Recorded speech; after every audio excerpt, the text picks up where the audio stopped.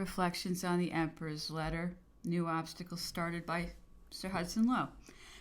From Tuesday, December 17th to Thursday, the 19th, 1816, the Emperor's letter proved a source of real consolation to me. It was continually present in my thoughts. It dissipated my alarms, strengthened my resolution, and in short, it rendered me truly happy. I read it carefully over and over again. I weighed every word of it. From my own knowledge of the Emperor, I thought I could guess how he had been induced to write it. I could conceive what would be his uneasiness respecting the cause of my removal and his surprise on hearing of the clandestine correspondence. From his constant habit of considering things in every possible point of view, I felt convinced that his penetration had enabled him to discover precisely what had taken place, and that he had determined to write to me in consequence. My conjectures on all these points proved to be correct, for I afterwards learned that the Emperor, after some delay, had determined to write me without knowing what might be the nature of the papers which caused my arrest. Need I say how dearly I prized this letter? I, who had so frequently heard the Emperor declare that he would not write to his wife, his mother, or his brothers, since he could not do so without having his letters opened and read by his jailers. But my letter had been opened with his own consent and with his own hands. For after it was sent to Sir Hudson Lowe by the officer on guard, it was returned with the observation that it could not be delivered to me until it should be read and approved by the governor. The Emperor was reclining on his sofa at the moment when the letter was brought back to him. With this new obstacle, he uttered not a word, but raising his hand over his head, he took the letter, broke the seal, and immediately returned it without even looking at the person who presented it. Another circumstance which rendered this letter valuable in my eyes was that it bore the Emperor's full signature, and I knew how much he disliked to sign his name at length. In the new circumstances in which he was placed, this, I believe, was the first time he had signed his full name at full length since he had been at St. Helena, and from an inspection of the original, it is easy to perceive that it cost him some degree of consideration. At first, he wrote with his own hand merely the date, Longwood, December 11th, 1816, concluding with his usual cipher, but conceiving this to be insufficient, he added lower down, Your devoted Napoleon, repeating his cipher. The whole bears evident traces of having been written under feelings of embarrassment. But the greatest satisfaction which the Emperor's letter afforded me was that it pointed out precisely the course which I had previously determined upon adopting. I entreat you, and in case of urgency, I command you to quit the island, said the Emperor, and this was exactly what I had resolved to do during the first days of my seclusion, while separated from all my friends and having no counselor but myself. I could no longer, I thought, be of any great service to the Emperor here, but I may perhaps be useful to him elsewhere. I will go to England and appeal to the ministers. They cannot suspect my conduct to be premeditated, seeing that I have been snatched, as it were, from sudden death. Whatever I say will evidently come from my heart. I will paint the truth, and they cannot but be touched with the miseries I shall unfold to them. They will ameliorate the condition of the illustrious captive, and I will myself return and lay at his feet the consolation which my zeal will have procured. I therefore resume my prayers and entreaties, and a circumstance which the more induced me to do so was that my son had just then been seized with a relapse, and had been for half an hour in a state of insensibility, without any other assistance than I was capable of affording him. My distress and anxiety may be easily conceived, and I was myself very much indisposed. I wrote a letter to the governor in which I said, You reduce me to the utmost possible misery.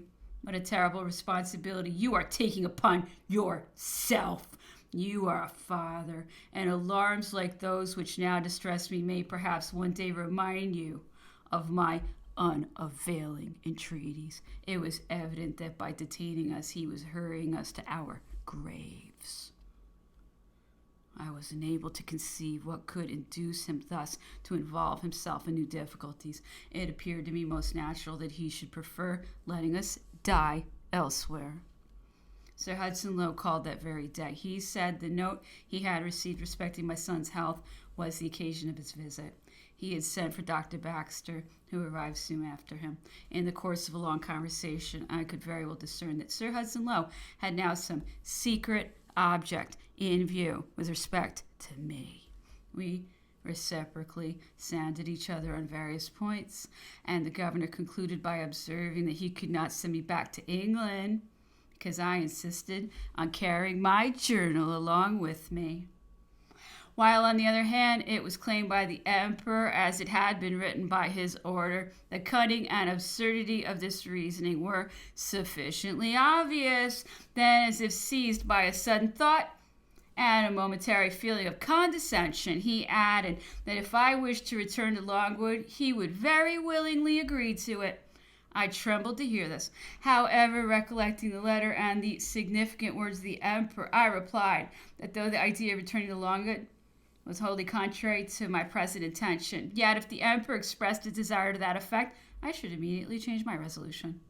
Sir Hudson Lowe observed that he had good reason to believe the emperor did wish for my return. The governor's thoughts were evidently occupied with some new scheme or other respecting me, but I could not guess what it was. I signified that it would be necessary for me to write to Longwood to learn what were the emperor's wishes. To this the governor did not positively object, but he expressed himself with the utmost obscurity.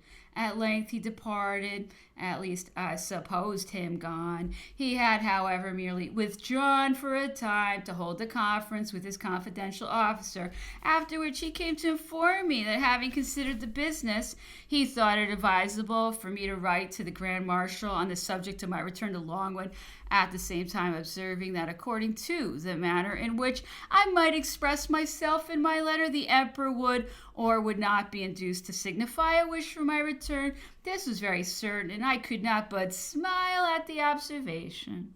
Wishing to record the most important points of our long conversation, and in the hope of bringing matters to a conclusion, I addressed the following letter to Sir Hudson Lowe immediately after he left me. Sir, I recollect that during your visit to me, when speaking of the circumstances which had withheld you from coming to any determination respecting me, you observed that one of the obstacles which prevented you from sending me to Europe was that my journal, which I insisted on taking with me, had at the same time been claimed at Longwood.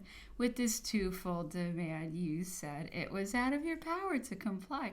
I have no doubt, sir, that you, in your wisdom, have had good reasons for suffering this difficulty to subsist when you might so easily have obviated it. Every word, every hint from Longwood is my supreme law. I should have immediately renounced my papers on being made acquainted with the emperor's demand, and probably that demand would have ceased had my wish been communicated to Longwood. At all events, I shall esteem it as a favor if you will be pleased to convey to the emperor my sentiments on this subject as a mark of my profound and everlasting respect, and with the view of obviating further difficulty.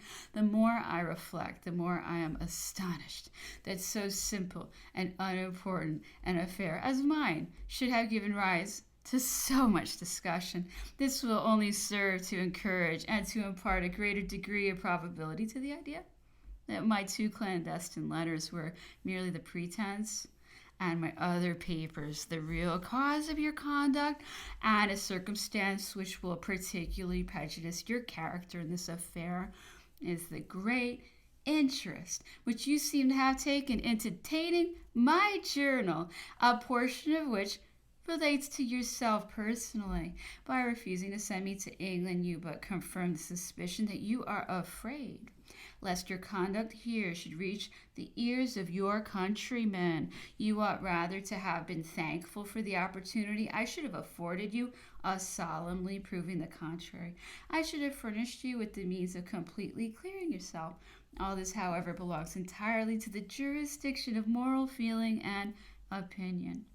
A fact that is more positive as belonging to the direct jurisdiction of the laws is that you kept in solitary confinement for several months until the return of answers, which you expected from England, a man who, having withdrawn himself from his voluntarily subjection to you and formerly demanded leave to quit the island, reduced himself to this simple dilemma.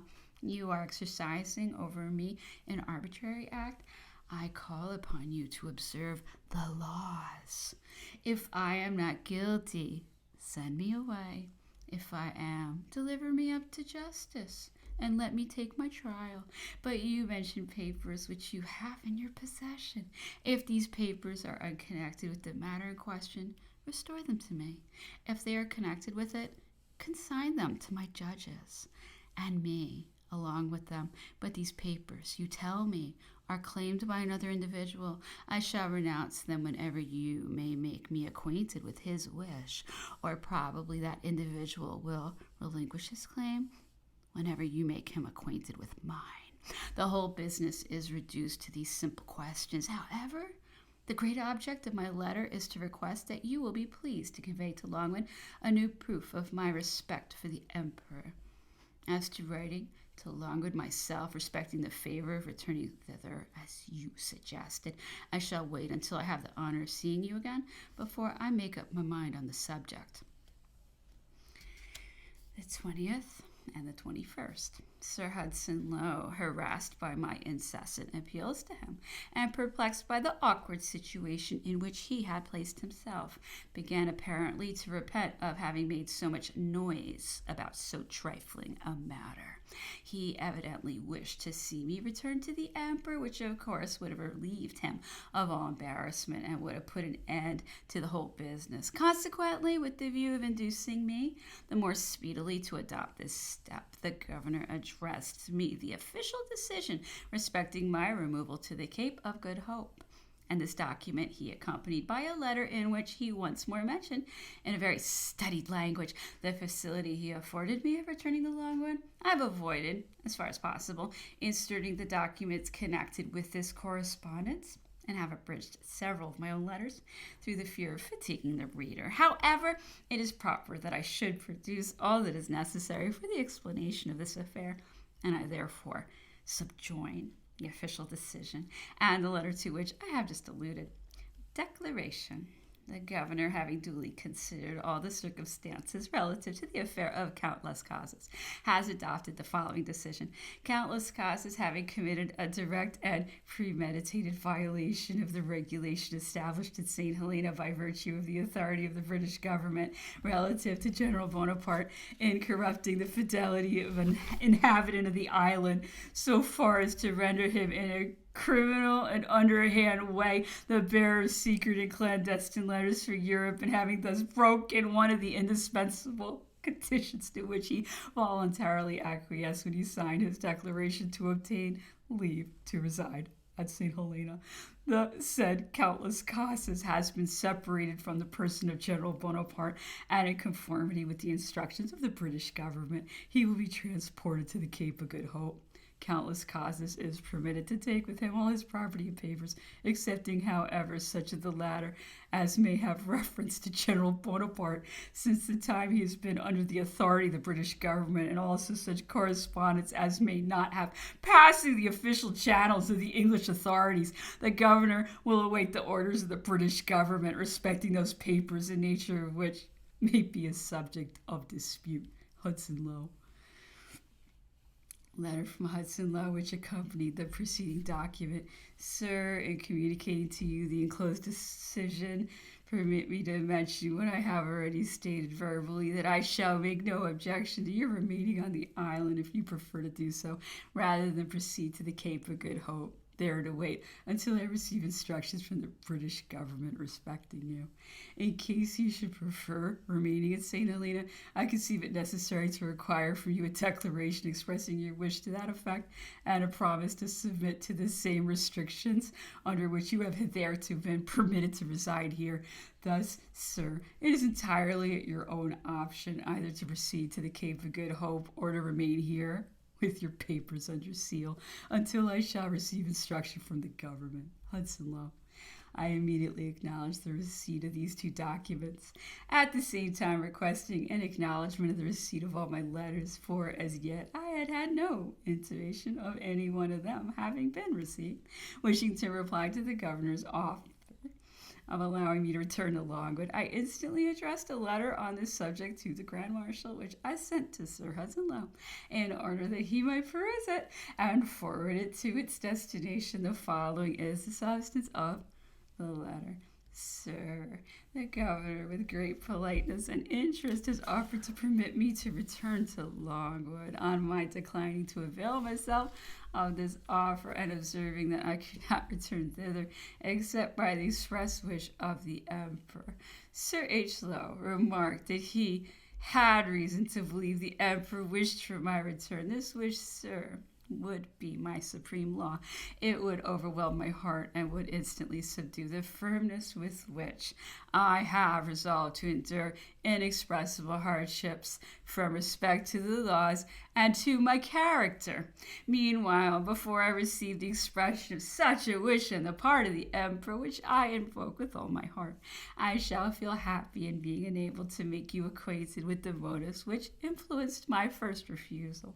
I therefore request that the governor will be pleased to communicate to you my correspondence with him dated the 30th of November and the 2nd, the 4th, and the 18th of December. He cannot surely object to a thing which will be satisfactory to us and perfectly indifferent to them. For if I return to Longwood, I shall myself have the opportunity of making you acquainted with these letters, and if I do not return, you will know their contents. It is true, but that will be a matter of little importance, since not being able to communicate together, it will be out of our power to derive any respective advantage from them. The only real result, therefore, would be the satisfaction I should enjoy in making known to you my opinions and sentiments on this occasion. My gratitude would be perfect, and the generosity of the governor complete, if he would explain to me that my return to Longwood would be in no manner prejudicial to my interests legally considered, and would be wholly unconnected with his own. And this he might do very easily. Be this as it may, sir, all these considerations would vanish should a single word or sign from the Emperor permit me to return to his presence and enjoy the happiness of which I am now deprived. I shall hasten to throw myself at his feet the moment I receive permission. All this would be only for my own gratification. It would spring entirely from my own sentiments, but my attachment to the Emperor and my profound respect for his wishes are stronger than these feelings. It will scarcely be credited that Sir Hudson Lowe sent back this letter. He had drawn a pencil mark across every passage to which he objected, and had reduced the whole thing to a few lines, thus assuming the privilege of dictating to me what I was to write to Count Bertrand. The return letter was accompanied by the following communication, which the governor observed would serve as an answer to all my preceding correspondence. Sir, I consider the letter and decision which I had the honor to address to you yesterday as a general answer to the different arguments contained in your correspondence with me. It was, sir, the state of your son's health and the complication of troubles, mental and bodily, so forcibly described in your letters of the 6th and 7th instant, which induced me, on the receipt of the letter, to wait upon you in person and offer you permission to return to Longwood, where you might constantly procure medical aid, of the want of which I have never heard any complaint during the whole time of your residence there. A sentiment of consideration for the individual from whom you have been separated also influences me in making this offer. I cannot, however, consent to become the medium of any discussion or negotiation which you may wish to maintain on this subject with the individuals at Longwood. The only communication which I can authorize will be that for the purpose of ascertaining whether your return be wished for, on the conditions attached to the prolongation of your residence on the island, such as I have expressed them to you in my letter of yesterday. Communications on this point, with a brief summary to the general, are all that I could take upon me to transmit. A permission of returning to Longwood implies the necessity of a candid explanation on every point. In case you should not return, I conceive that to render myself the channel for prolonged correspondence on the subject in question would be a fresh ground of irritation and inconvenience to all parties. A great variety of details entirely personal and foreign to the question, which are contained in your different letters, do not appear to me to require any official reply. These letters are at the same time so mingled up with the manner that they may be considered as bearing an official character that one cannot remain unanswered any more than another. To enter into so many minute particulars would require more leisure than a multiplicity of other business will permit me to devote to such a purpose. I am at present putting together some observations on the whole of your correspondence, and I will send you a copy of them when finished. I may even communicate them to Longwood. In the meanwhile, the decision which I have sent you and the letter by which it was accompanied must serve as a reply to all your communications. I return your letter addressed to Count Bertrand. I have underlined several passages which appear to me to be very much out of place, or which it would at least be useless to communicate. H. Lowe. The 22nd through the 23rd, the governor came to ascertain the effect of his declaration and his 2 letters. He doubted not, but they had produced a great impression, and he calculated on finding my letter to the Grand Marshal ready written, with the corrections he had suggested, which communication he expected would bring about my return to Longwood. But I coolly informed him that since he had taken upon himself to dictate to me, I would not write at all. At this he appeared surprised and disconcerted, and after some reflection he went so far as to inquire whether the corrections which he had made were the only obstacles that deterred me. This unusual condescension on his part was a sufficient guide for me. I therefore continued firm and cut the matter short by observing that in the evening he should receive from me my irrevocable determination and the reasons on which it was grounded, together with my remarks on the different letters which he had addressed to me. I wished by this means to avoid fugitive verbal observations, which are always easily denied. I preferred recording on paper what I had to say. My letter was as follows. Sir, you have sent back to me with your corrections a letter which I wrote to Count Bertrand, respecting your verbal offer of granting me permission to return to Longwood. But as it almost always happens here, this offer was sincere only in appearance, and it was doomed to expire in the details of its execution. I was not much surprised at this. After your departure the other day, when I came to reflect on the offer you had made, I foresaw that the matter would terminate as it really has done. You had the candor to tell me that you could not permit me and the individuals at Longwood to combine our ideas, or, in other words, to ascertain our real wishes. You have doubtless very good reasons for this. I say nothing against it, only I cannot suffer myself to be duped, or to be the means of leading into error those who take an interest in my fate. You are too advantageously situated, sir, between Longwood and me, and if I must write to Count Bertrand, not my own sentiments, but what you may think proper to dictate, I decline holding any communication with him. I shall regard your offer as never having been made, because it cannot possibly be accepted, and I must refer irrevocably for my thoughts, sentiments, and decisions on this subject to my letter of the 30th of November. You mistake, sir, if you suppose that I wished for answers to all the arguments and articles contained in my letters. I am aware of the importance of your occupations and the value of your time, and I therefore merely requested an acknowledgement of the receipt of my letters for the sake of regularity. I presumed you could have no reason to refuse this. You seem surprised, sir, at the deplorable state of my own and my son's health, and you twice express astonishment that I should not have complained to you on the subject when I was at Longwood. I thought but little about my health, sir, when I was at Longwood, and besides, when I felt indisposed, I considered it more advisable to complain to the doctor than to the governor. With regard to my son, I am surprised you should have heard nothing of this situation, considering the consultations that have been held on his case, the fits he has suffered, and the many times he has been bled.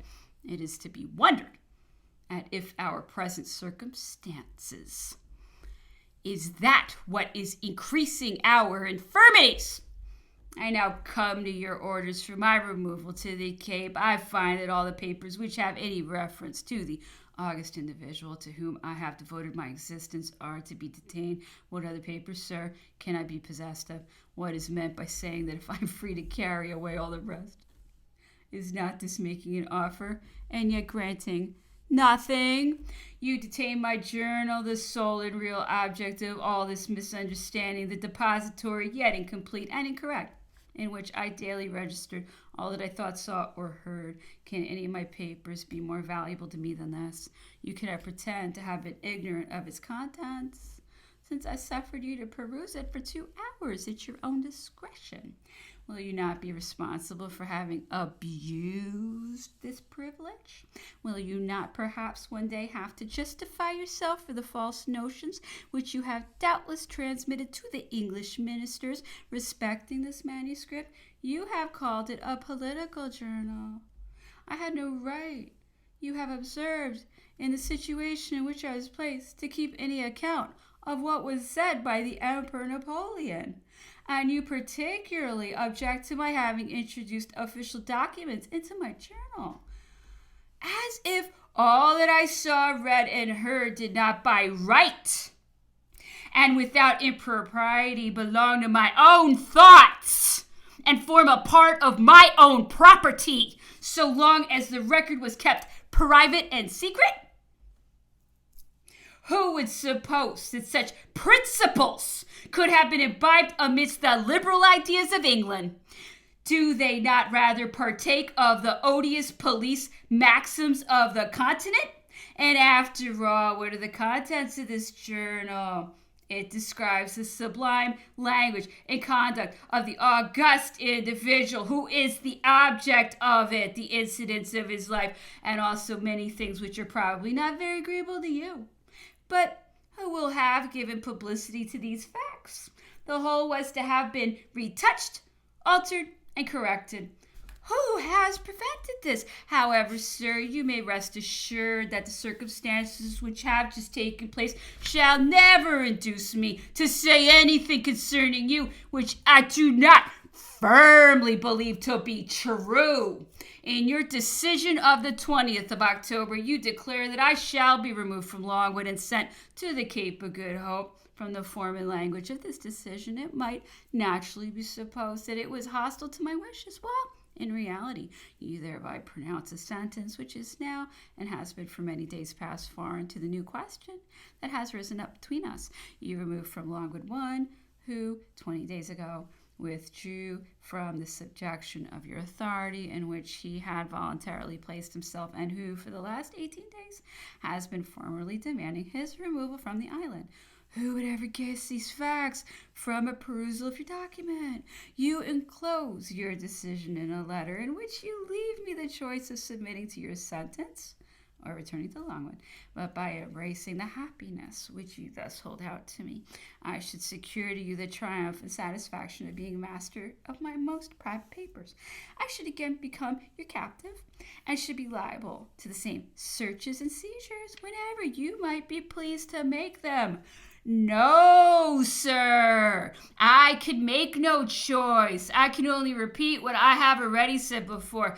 I resign myself to the laws. If I am guilty, let me be tried. If I am not guilty, restore me to liberty. If my papers are unconnected with this affair, return them to me. If you think it proper to submit them to serious examination, transmit them to the English ministers, and let me be set with them. Besides, it's my own and my son's health imperiously require every kind of medical assistance. I earnestly implore you to send us to England.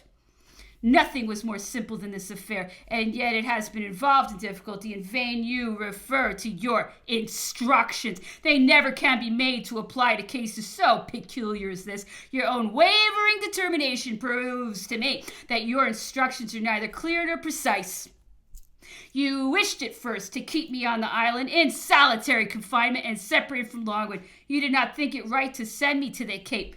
You now torture the literal meaning of your instructions in order to give them a forced interpretation, but recollect that you will be held responsible to your government for having misconstrued them, and to me for having violated the law in my person. Recollect that most of your measures will ultimately appear to have been vexatious and arbitrary acts. I know not what rights, what resources your laws will afford me, but I slumber in this ignorance, for I trust they will protect me in some way or another.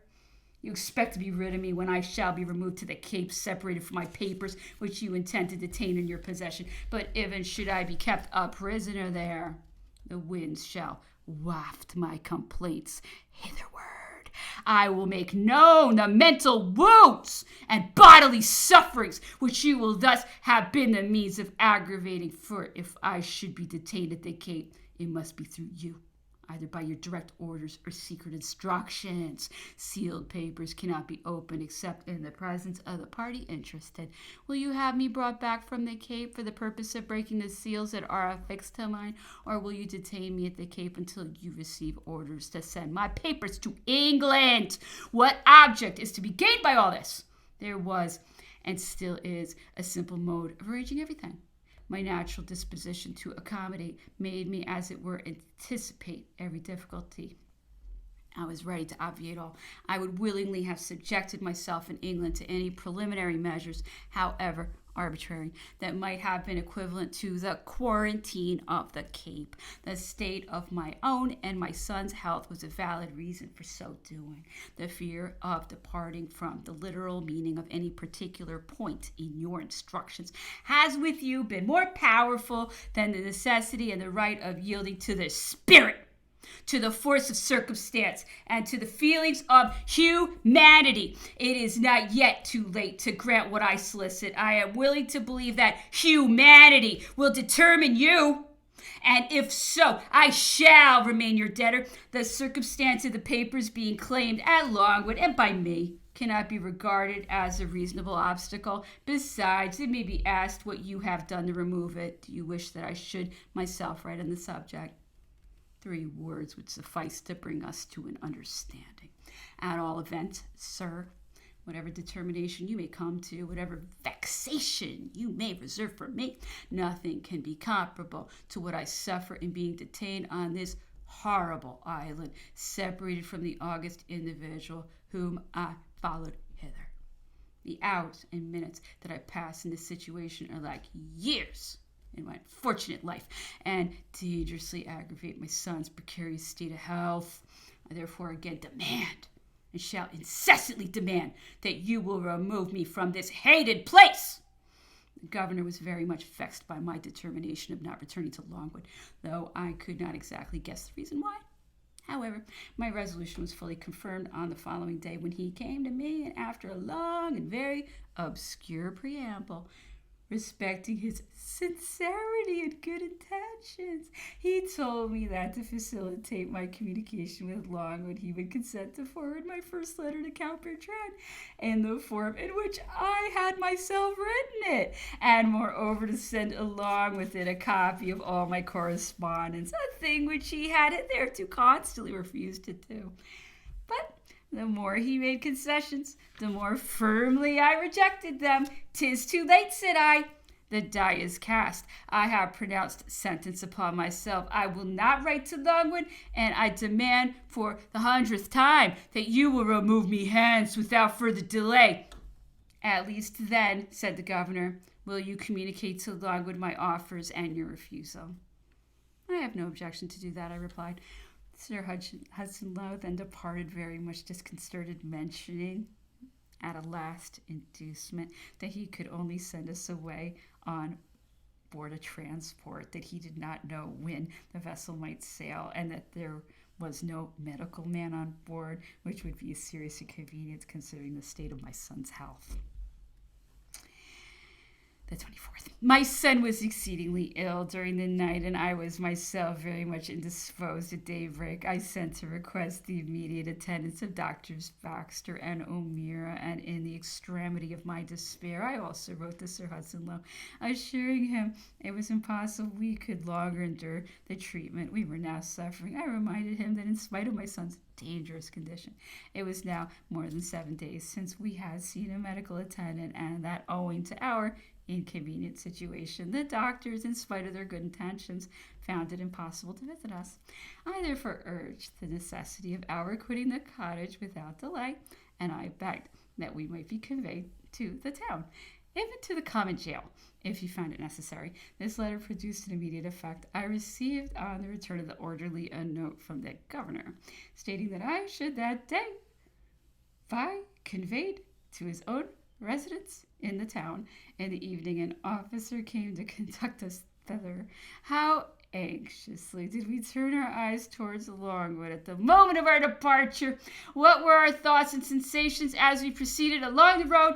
What a wound was inflicted on my heart when, for the last time, I turned to look on Longwood and saw it gradually disappear from my eyes.